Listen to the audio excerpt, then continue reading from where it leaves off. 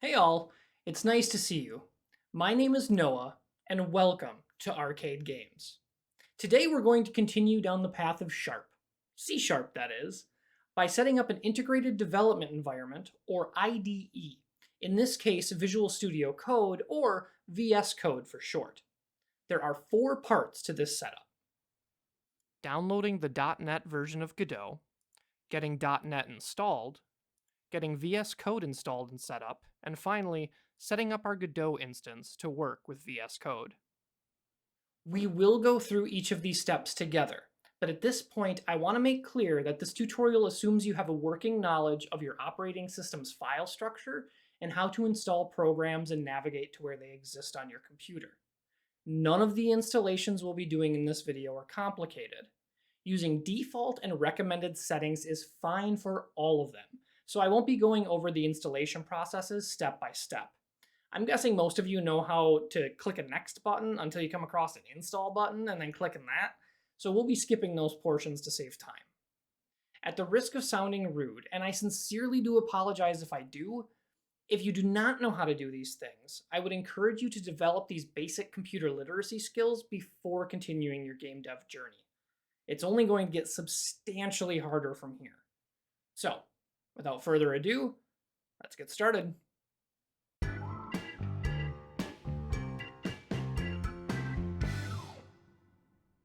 Okie dokie.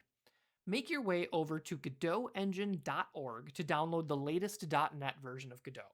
We're doing this part first because later on in this setup, we'll need to reference where we have our Godot executable. What you're going to want to do is click on this first button on the main page that says Download Latest. The version number may be different for you, but this is where you're going to want to go.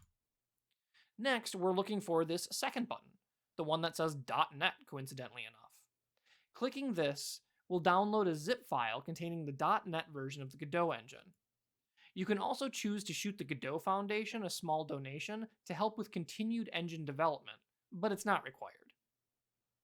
Next, go to wherever you find your downloads and use your favorite non-finger unzipping tool to extract the contents. One of the great things about the Godot engine is it doesn't actually have to be installed. So when you go into this unzipped file, this here is the actual engine. The file underneath it that ends in _console will launch the regular engine with a handy dandy console you can use for debugging. But for most users, especially new ones, you'll do just fine only worrying about this top one. Move these two files and this Godot Sharp folder to wherever you want to store them on your computer and make note of the file path as you'll need it later.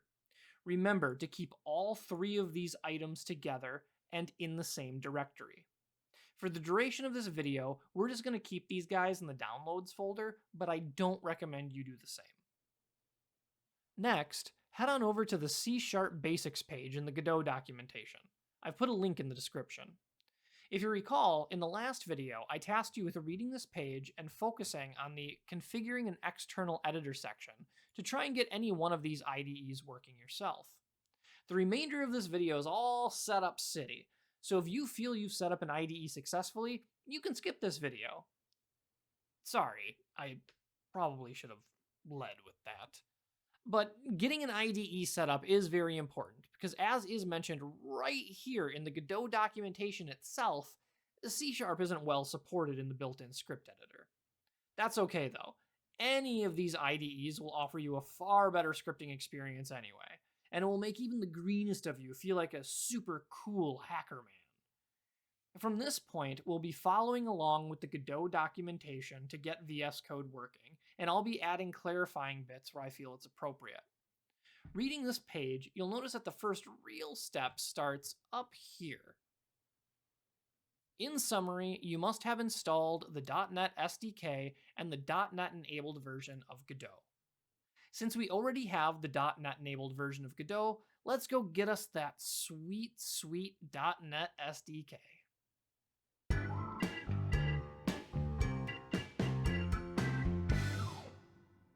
In the last video, I made it a point to describe what .NET is, mainly a middleman that allows a C# program developed on one platform to be run on any other platform that has a valid version of .NET installed.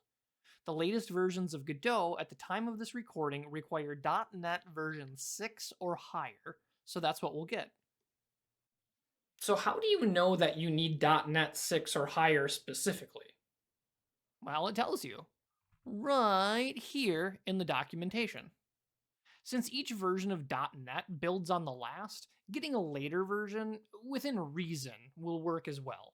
I make no claims that Godot 4 point whatever will work with .NET version 9000, but within a few versions, we should be fine.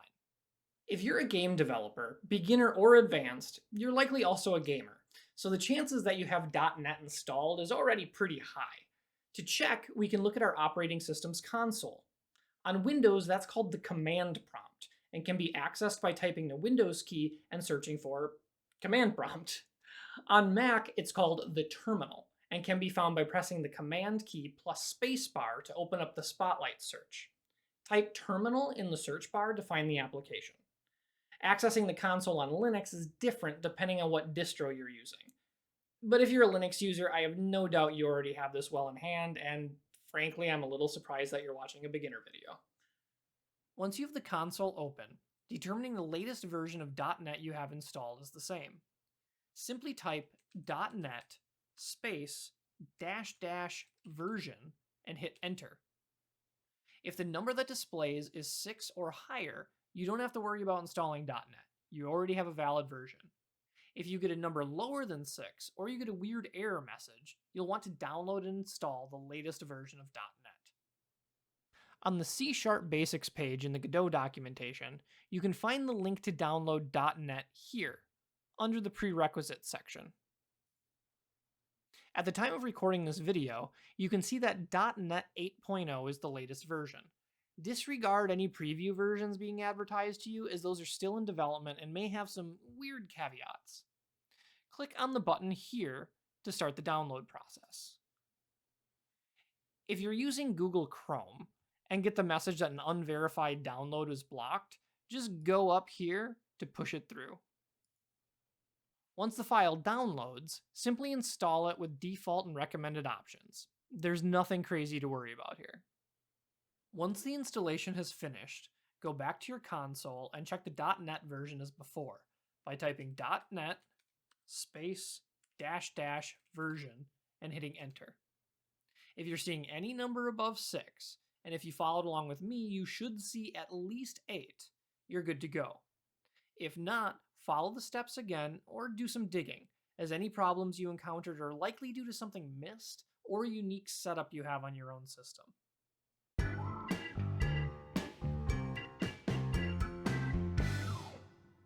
Back to the C# Basics page and on to installing Visual Studio Code. In the last video, I mentioned this is an ideal solution for most users because it's free, feature-rich, and there are versions for Windows, Mac, and Linux. Click here to be redirected to the VS Code download page. I do my game development on a Windows platform, so that's the setup I'm going to show in this video. Mac setup should be pretty similar. Linux is different, but I've got nothing but faith in the true PC master race to figure it out. Click on the main big box for your platform, download the file, and install. There's nothing to it. Again, if you're using Chrome and get this unverified download blocked message, just come up here to force it through. Continuing down the C# Basics page, you'll see that we're first asked to change a Godot editor setting. We'll skip over that for now, as we still have some VS Code set up to finish. For now, move down to Install the C# extension, and click this link. VS Code can be used for multiple languages, so you need to install extensions for each language you want full IDE support for.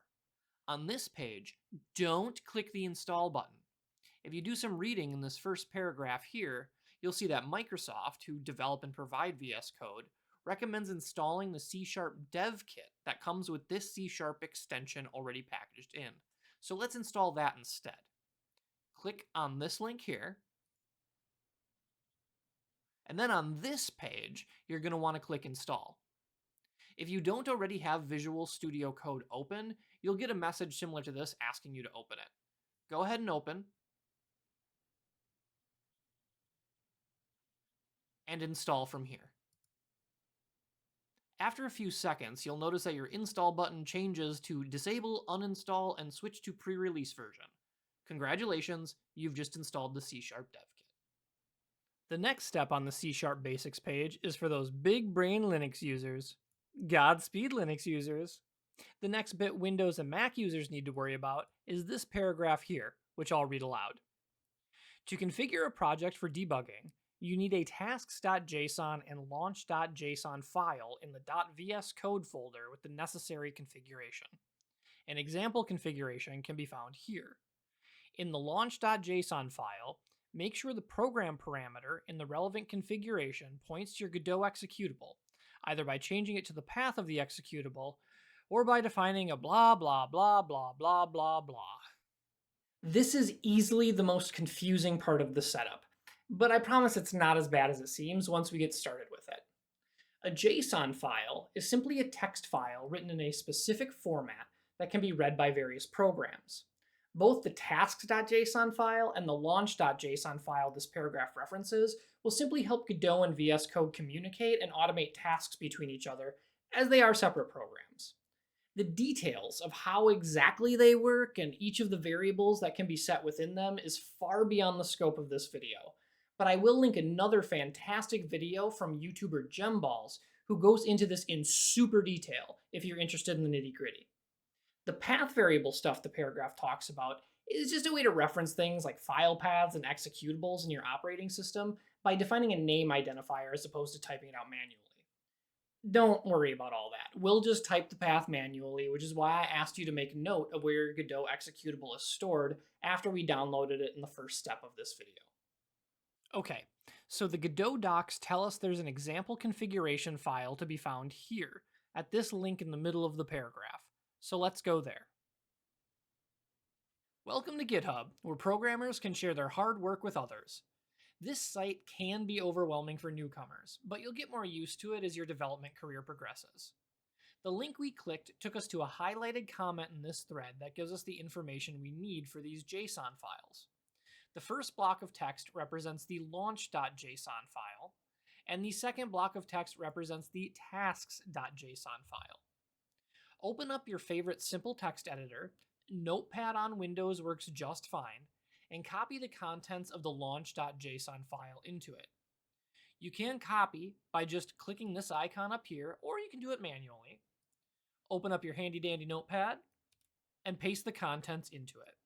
Where this file says program, you're going to want to change the value. That starts with the $sign and ends with the closing curly brace. We're going to change this value to the file path of your Godot executable. You will want to end this file path with the name of your Godot executable.exe. If you recall, I kept my Godot executable in my downloads folder. So this here, is my file path. Note that the file path is in quotation marks and is followed by a comma. Save this file as launch.json, somewhere where you're going to be able to find it easily.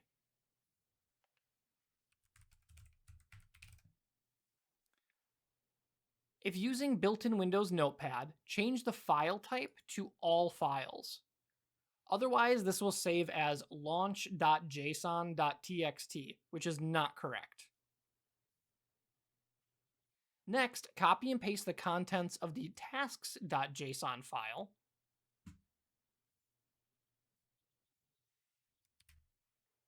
and save that out the same way, obviously as tasks.json.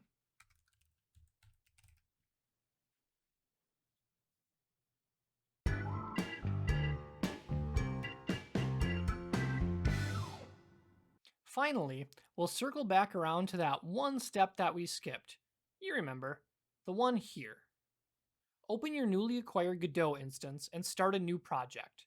You can save it in any directory you like. When the engine opens, you'll be greeted with a window that looks like the following. Navigate up to the toolbar and select Editor, Editor Settings. On the left, scroll all the way down to the bottom until you see the .NET section. Here, select Editor, And then in this external editor dropdown, simply select Visual Studio Code. This will tell Godot that you want to use VS Code as your default C# IDE. To ensure that our settings took, go to Scene in the upper left and select Save Scene.